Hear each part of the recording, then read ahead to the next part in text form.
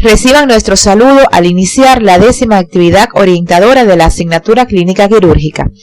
En la misma se abordará la temática relacionada con la litiasis biliar, lo que le permite al médico integral comunitario y al cirujano participar en la atención médica de los pacientes que necesiten evaluación y tratamiento quirúrgico por padecer esta afección. Al finalizar la actividad, serán capaces de reconocer la interrelación de los contenidos de litiasis biliar con las asignaturas precedentes, sobre todo con la disciplina morfofisiología humana, morfofisiopatología humana, clínica y farmacología, explicar el concepto de litiasis biliar, identificar las principales causas que producen la litiasis biliar y su fisiopatología, describir los medios diagnósticos empleados en el estudio de esta enfermedad, valorar la importancia del diagnóstico temprano de esta entidad para prevenir las complicaciones las cuales identificarás e imponer un tratamiento inicial adecuado para la posterior remisión del paciente a un centro con servicio quirúrgico para su tratamiento definitivo. Antes de comenzar el desarrollo de la actividad, debemos plantear que esta entidad es muy frecuente en muchos países, tales como Cuba y Venezuela. Alrededor de 16 millones de americanos tienen cálculos biliares y se descubren unos 800.000 casos nuevos por año. Por esta causa se extirpan por cirugía aproximadamente 400.000 vesículas biliares por año. La frecuencia de colelitiasis aumenta progresivamente con la edad, de modo que en promedio 1/3 de los sujetos que llegan al 8º decenio de la vida sufren cálculos. En consecuencia, es uno de los trastornos más comunes de la vida adulta. Primeramente, nos podemos preguntar, ¿a qué llamamos litiasis biliar? Se denomina litiasis biliar, o más propiamente enfermedad litiásica biliar, a la presencia de cálculos en el interior de la vesícula y o en el árbol biliar. Es importante para comprender la etiología y las manifestaciones clínicas de la enfermedad, realizar un recuento anatómico de la vesícula y las vías biliares, elementos estudiados por ustedes en asignaturas precedentes. Como recordarán, el sistema biliar se extiende desde los canalículos formados por las mismas paredes de las células hepáticas hasta la papila de Vater en la segunda porción del duodeno. Además, comprende el conducto cístico y la vesícula. La porción intrahepática de las vías biliares está formada por conductos que se van uniendo entre sí para formar canales cada vez más gruesos, hasta llegar al hilio hepático y formar los conductos hepáticos derecho e izquierdo. A partir de ahí se constituye la porción extrahepática compuesta por los conductos hepáticos derecho e izquierdo que al unirse forman el hepático común. A partir de la confluencia con el cístico toma la denominación de colédoco. Te recomendamos que en tu estudio independiente revises nuevamente el tema de la morfofisiología de la vesícula y las vías biliares, elementos estudiados por ti en esta asignatura. A continuación explicaremos los elementos relacionados con la etiología de la enfermedad. La etiología de la litiasis biliar actualmente no está bien definida, pero sí se conocen las acciones y mecanismos que en muchos casos la provocan. Para comprender los mecanismos de formación de los cálculos en vesícula biliar y vías biliares, es importante recordar la composición de la bilis. El hígado segrega diariamente entre 500 a 1500 mililitros de bilis, la que es producida por los hepatocitos. Está compuesta fundamentalmente por agua en un 97%. La parte sólida la forman los ácidos biliares, fosfolípidos y el colesterol. La bilis sirve como medio de excreción de otros compuestos como la bilirrubina, algunas drogas y sus metabolitos, además de calcio y otras sales.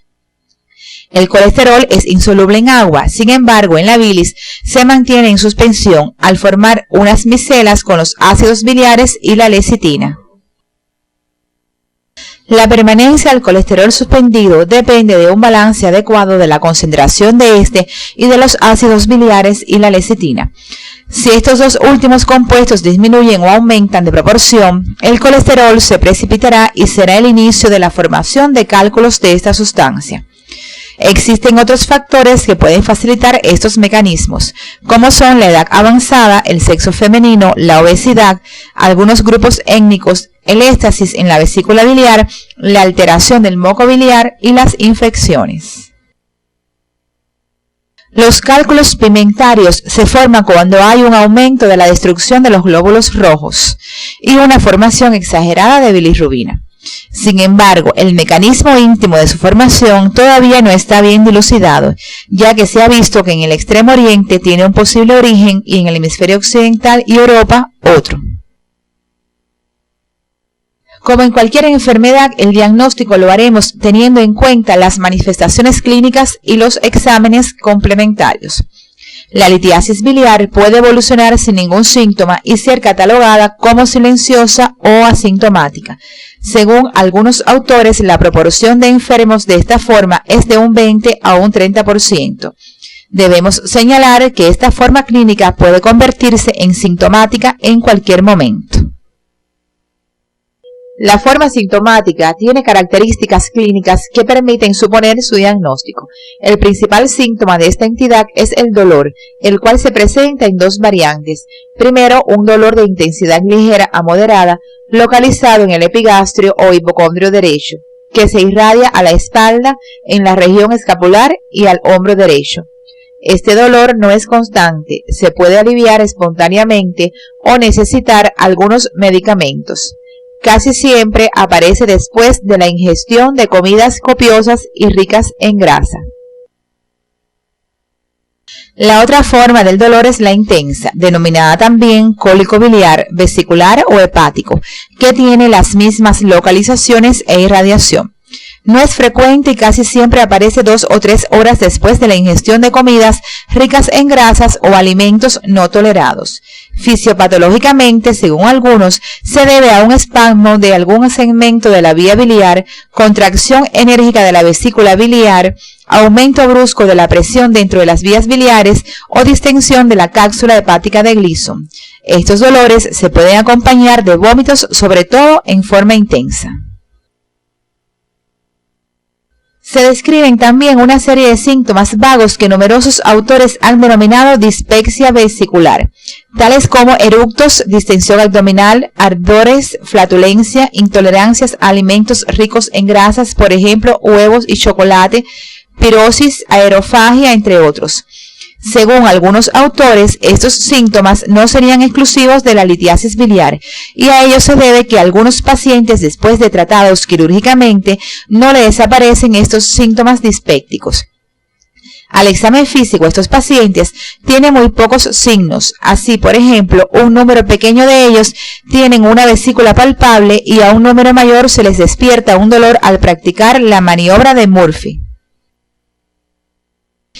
Cuando la litiasis biliar evoluciona hacia otras formas como la colecistitis aguda, litiasis coledociana, entre otras, a esta sintomatología se le puede añadir otros síntomas, los cuales estudiaste en el tema abdomen agudo y en asignaturas precedentes al abordar la temática de ictero. Te sugerimos revisar los temas en Clínica 3 y 4. Dentro de los exámenes complementarios se emplean las técnicas de imagenología. Dentro de ellas, el ultrasonido ha venido a desplazar a la colecistografía oral como primer examen a indicar en un paciente que se sospecha tenga una litiasis biliar. Tiene una sensibilidad muy alta de alrededor un 95% y además no es invasiva. La tomografía axial computarizada y la resonancia magnética nuclear son investigaciones que raramente se indican a estos pacientes y solo se emplearían en caso de que las técnicas más frecuentemente indicadas ofrezcan resultados dudosos. Dentro de la radiología hay numerosas técnicas que se emplean en el diagnóstico de esta enfermedad o sus complicaciones. La radiografía simple del abdomen, sobre todo el hipocondrio derecho, permite visualizar los cálculos radioopacos, pero como en un alto porcentaje son radiotransparentes, este examen es de poca utilidad. La colecistografía oral, este examen es bastante sensible, sin embargo tiene varios inconvenientes. En casos de vesículas con el cístico obstruido no se visualiza la misma. Hay un número relativo de pacientes que tienen alergia al yodo y entonces no se puede utilizar la investigación. Algunos cálculos pequeños tampoco se ven en dicha investigación. La colecistografía, en la que se observan imágenes radiotransparentes en su interior que constituyen cálculos de colesterina.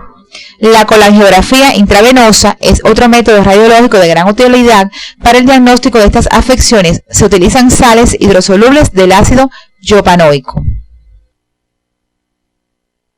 En los pacientes ictéricos se emplean dos investigaciones que nos pueden dar el diagnóstico etiológico y la localización de la posible obstrucción. Nos referimos a la colangiografía percutánea transhepática y a la colangiografía laparoscópica, que tiene las mismas indicaciones que la percutánea, pero que se hace con control visual a través de un laparoscopio, por lo que permite evitar algunos riesgos. La otra investigación es la colangiopancreatografía retrógrada endoscópica, que ha sido posible desde que se introdujeron los endoscopios flexibles. Además, esta técnica tiene la ventaja que permite ejecutar procedimientos terapéuticos como son la esfincterotomía, extracción de cálculos, implantación de prótesis y extirpación de pólipos. También se han introducido otros métodos más específicos como la gammagrafía de las vías biliares. En los pacientes con litiasis biliar no complicados no existen investigaciones específicas. No obstante, hay autores que recomiendan el realizarles un perfil hepático que sirva de base. Este comprendería estudios de la función hepática y el tiempo de protrombina. Además, se les harían los exámenes de laboratorio que se hacen en cualquier preoperatorio corriente. Por último, en casos en que fuera necesario el hacer un estudio de la bilis, se puede utilizar el drenaje duodenal, que al extraer los distintos tipos de bilis nos permitiría estudiar la misma, sus caracteres específicos y la presencia o no de parásitos. El diagnóstico diferencial se hará con todas aquellas afecciones médicas o quirúrgicas que son capaces de dar crisis de dolor intenso en el hemiabdomen superior. Por razones didácticas, haremos una división de estas afecciones en dos grupos. Afecciones digestivas, dentro de las que se encuentran ulcus péptico, hernia hiatal, pancreatitis crónica, colon espástico y divertículos del duodeno. Afecciones extradigestivas como son el cólico nefrítico, la neuralgia parieto-abdominal y la angina de pecho. Existen otras afecciones tanto del tracto digestivo como de otros sistemas que pudieran confundirse, pero estas son las más frecuentes en la práctica médica diaria. Te recomendamos que en tu estudio independiente profundices en las características clínicas de todas estas enfermedades para la realización correcta e importante del diagnóstico diferencial.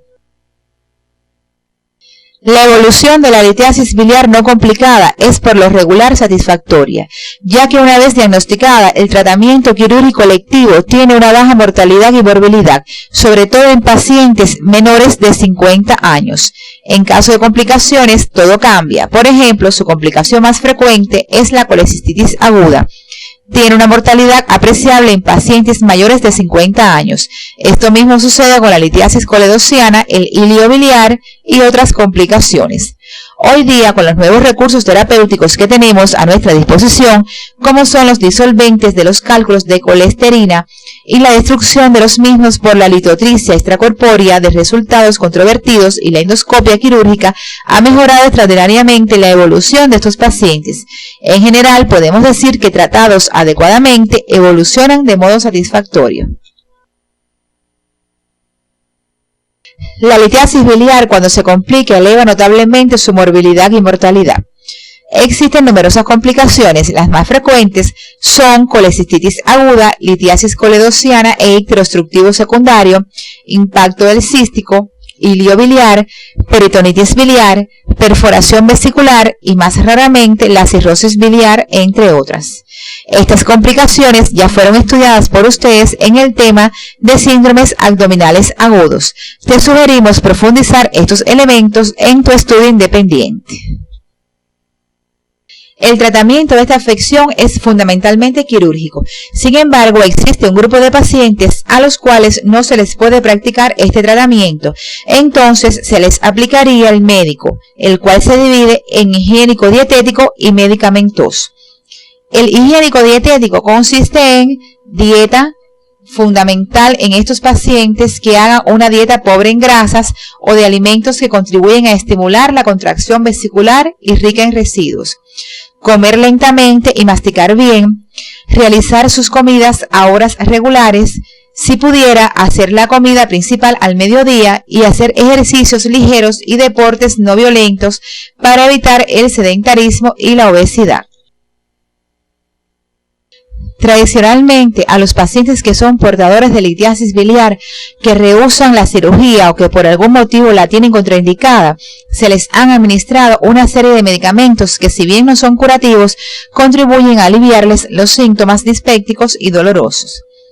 Sales biliares en aquellos que tuvieran trastornos digestivos postprandiales tardíos. Vitaminas, las liposolubles, ya que pueden haber déficit dada la restricción de alimentos grasos. Preparados con antiespasmódicos en aquellos que tuvieran un colon irritable. Laxantes ligeros si son constipados, estando contraindicado el sorbitol por su acción colagoga. Si hubiera síntomas de déficit de fermentos pancreáticos, se puede añadir pancreatina. En los casos de crisis aguda dolorosa o cólico biliar o hepático, se usarán medicamentos antiespasmódicos, analgésicos o bloqueos nerviosos, dependiendo de la intensidad del dolor. Es necesario que en estos episodios agudos dolorosos se precise bien que no haya un componente inflamatorio, ya que en ese caso sería necesario tomar otras medidas. Para el episodio agudo doloroso se pueden usar los medicamentos que a continuación se enumeran. Una ámpula de sulfato de atropina de 0,25 miligramos o 0,50 miligramos por vía intramuscular. Una ámpula de papaverina y aminofilina disueltas en solución glucosada o fisiológica lentamente en la vena. Si todo esto fallara, se pueden hacer bloqueos paravertebrales por un especialista en anestesiología. No se debe usar morfina por su acción contráctil sobre el esfínter de Oddi. Desde 1882, en que Langebusch realizó su primera colecistectomía, desde entonces el tratamiento quirúrgico es el de elección en la litiasis biliar. Solamente se exime a los pacientes que lo rehúsan de una manera precisa y a aquellos que por su estado general o con una enfermedad de base que constituya un riesgo quirúrgico grave lo aconsejen. Al concluir la actividad, hemos llegado a las siguientes conclusiones. La litiasis biliar es una enfermedad muy frecuente que afecta principalmente al sexo femenino. Los hábitos higiénico-dietéticos son importantes tenerlos en cuenta para la realización de acciones preventivas de sus complicaciones. El dolor en hipocondrio derecho y los síntomas dispépticos son las características clínicas más frecuentes encontradas. El ultrasonido diagnóstico es el principal medio diagnóstico empleado para confirmar la enfermedad. El tratamiento quirúrgico constituye el definitivo de esta afección. En la próxima actividad estudiaremos el sangrado digestivo, el cual es de frecuente aparición en la práctica médica diaria, y su morbilidad y mortalidad es elevada sobre todo en pacientes de la tercera edad.